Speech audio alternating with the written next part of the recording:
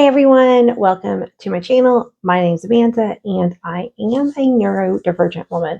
I have autism, ADHD, a memory disorder called SDAM, severely deficient autobiographical memory, and aphantasia, multisensory aphantasia, which means that I don't experience any of the senses in my mind.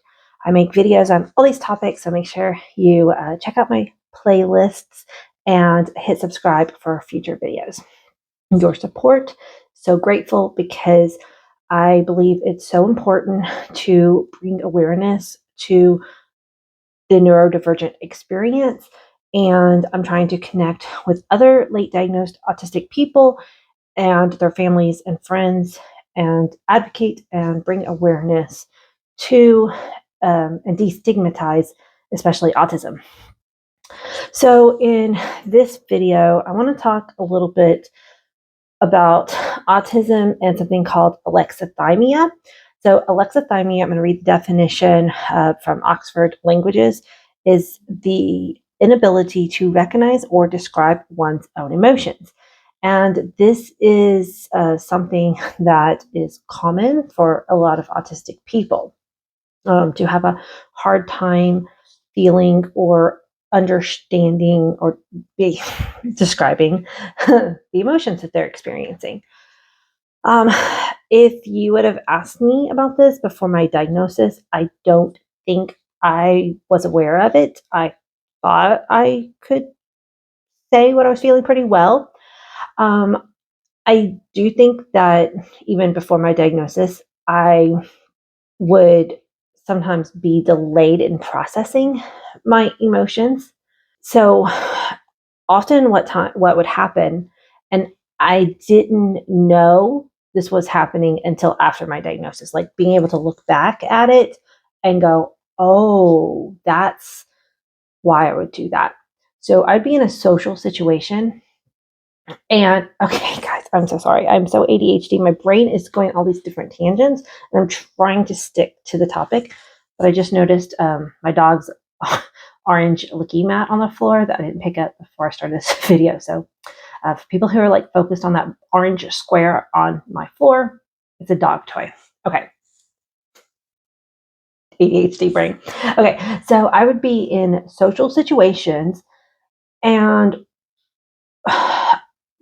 because of different sensory or maybe like not quite understanding social cues, whatever, I become dysregulated. I didn't have the words for that. I didn't know that's what was happening to me. And oftentimes I would talk really fast, get extra animated. These are symptoms that a lot of high masking autistic women will do. One reason why we don't get diagnosed as autistic is because some of us really like being in social situations, or at least thought we did, and we would mask. So basically, in these situations, I thought I was having a fun time. I'd be like all animated and I was like copying what my friends do. I would try to match their energy, that kind of thing. Later, I'd get home and be so tired. And if I thought back to the situation, I'm like, oh, I said and did some things like that I don't like, maybe I overshared or, different things. And I think because in the moment, I'm not processing my own emotions. Like I'm just, it's all happening too fast for my processing speed as an autistic person. And then later, I can kind of maybe break down some of those emotions if I even took the time to think about it. Another thing that has happened to me as an autistic woman is looking outwards socially for other people to tell me what I should or feel or think about a situation. So, several years ago, again, before my diagnosis, a very popular, it kind of like it spread on Facebook quite a bit, was a story about this mom. And she said that she had a bunch of teenagers over and they were all hanging out in the basement. It was girls and boys. And they were watching a movie or something like that. And she went down to the basement and she said, "Hey kids, anybody hungry?" And all the boys looked at her and said, "Yeah, we want some snacks." But all the girls, she said, looked at each other. And it was like they were all like looking at each other and saying, "Are you going to be, well, if you eat, I'll eat." Like, and they check out the collective mood of the room. And so the story that this Facebook story that was circling around was trying to say is that in our culture, boys tend to look inward for their own um, feelings and thoughts and emotions, while girls will look outward socially for how they should feel. So if you take that, being autistic woman, you take being a woman, and then you take being autistic, having alexithymia, where it's hard to even understand your own emotions, put those social constructs together. Oh my gosh, it is just like been hitting me so much lately how often I look outward for what I should think and feel. I've spent most of my life looking specifically towards my mom and like, okay, if if she is okay with this, then it must be an okay thing to think or feel. I'd also look towards my husband or my sister, or like, okay, what are my friends, on just like political things, like all of these things. I was easily influenced by my social circles. I didn't know I was doing this. It's like having the diagnosis lifted the veil, and it's like, oh my gosh, that's why, I've said in earlier videos, like I'm trying to figure out who I am, what I want. And this last week, this came up for me. And also, I want to say, I don't think this for me is an always thing. Like, I think for some people, the alexithymia is super strong. Like, they just are so out of touch with their own emotions and they can't identify them at all. I think I can sometimes, but sometimes I struggle more. And maybe, I don't know, maybe as I keep uncovering and processing and talk with my therapist, maybe it'll be uncovered that I really did just often think I knew what I was feeling about situations. But like I said, this last week, it became really obvious to me because I've been dealing with foot pain for the past 7 months at the time of recording this video. And I'm not going to go into all the specifics or details, but let's just say in those 7 months, oftentimes I'm recording, but I'm sitting, so you can't tell how much pain I'm in. I've been in daily pain, have not had a pain-free day in 7 months. And I've done lots of different therapies and all the things that you should check off your list to try to heal the foot pain that I've had with various specialists, the whole shebang.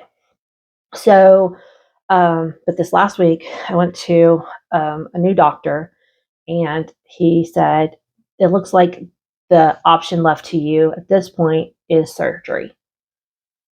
And I have been trying to avoid surgery just because I'm just the kind of person who I don't see. I'm struggling here even to talk about it. Like, I just the idea of surgery is scary, no matter what kind of surgery it is. So maybe that's why I try to avoid it. I don't see that's I don't even know. It just feels like surgery is like, and it may be the autistic thing. Like, surgery is such a new thing. Like, the only surgery I've personally ever had is my C-section. I had months and months to prepare for that idea, and I didn't really have much of a choice in my situation, carrying twins and the circumstances of my pregnancy. C-section was kind of the route I needed to go. But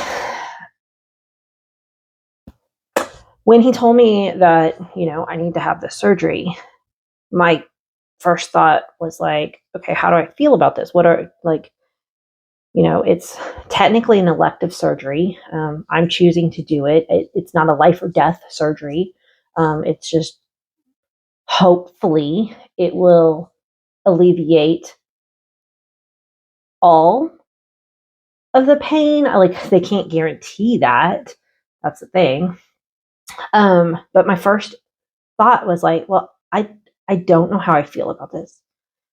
Do I want surgery? Do I not want surgery? Should I want surgery? I want the pain to go away. I don't even know how. I don't know how I feel about this. I'm having a very hard time processing it. My first instinct was to share it, like, oh my gosh, with all my friends and family and tell them the doctor said that I need the surgery. And I always thought, I think that's one reason why I overshare. I thought I'm sharing just because I want to share my life, but it's also, I didn't realize this. I'm looking for everybody else's input so that I can evaluate and then know how I'm supposed to feel about it.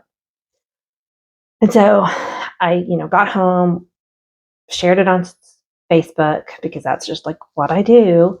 And then it's like, oh, that's what I'm doing. I'm looking for other people's input on this. And I really know this is a decision that I need to make, and I need to know how I feel about it.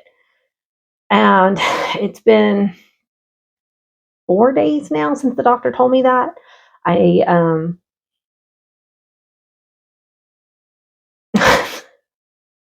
I'm still stuck on it. Like, I think I'm going to do the surgery.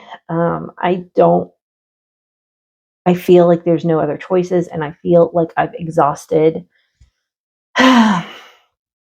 all other routes that are not surgery. So my choices are live with my current pain level, which is bad. Like, my quality of life has suffered significantly, gained a lot of weight since I injured my foot. I can't go on my walks, which have been good for my mental health, which I was doing before my foot injury, all this stuff, or do the surgery. So, and I hope that it will fix the problem after a very long recovery. So, this video is not supposed to be about the surgery specifically, but the surgery coming up and how I responded to a thing where I just really had no idea how I should feel about it just shined a bright light on how I do this in more areas of my life where I do look and kind of gather. And, sometimes as a human species, I think everyone does this to some extent, possibly, and especially like that Facebook story said, in the female population. I just think it is more common and to a deeper level in autistic, and then especially autistic assigned female at birth people. So anyway, I would love to hear your experiences with alexithymia and how it's affected you if you're an autistic person. Again, if you are a family member or a friend watching this of somebody who is autistic, kind of be aware that they might be slow in processing their emotions or might be having a hard time identifying them at all. There are big emotion wheels. It's this wheel that has basic emotions in the center, and then it kind of spirals. That can help some autistic people kind of like narrow down to express what they're feeling. So there are some other tools out there too. Like, sometimes you can look at facial expressions to help identify a feeling. But yeah, so for family members, just find ways to kind of walk the autistic person through a process of coming up with their own opinion about an emotion instead of giving them the emotion. Saying, especially, don't look at our face and tell us what we're feeling. Because recently I was really concentrating and completely flat affect on my face. But we were playing a family game together.